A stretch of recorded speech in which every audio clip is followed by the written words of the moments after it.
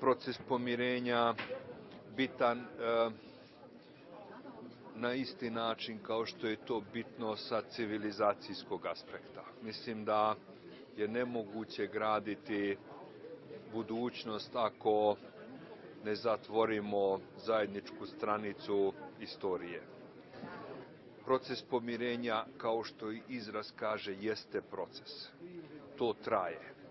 Ali da bi taj proces nosio u sebi potencijal uspešnosti, mislim da je neophodno da se sa realnostima, sa istorijskim činjenicama suočimo i da to suočavanje ne bude samo od strane šake ljudi, nego da se društvo suoči sa svim onim što se dešavalo na ovim prostorima u 40. godinama.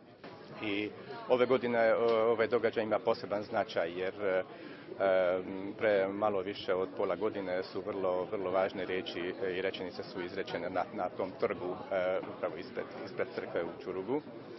I desilo se ono na koje se očekivalo dugo godina. Naime, došlo je do pomirenja.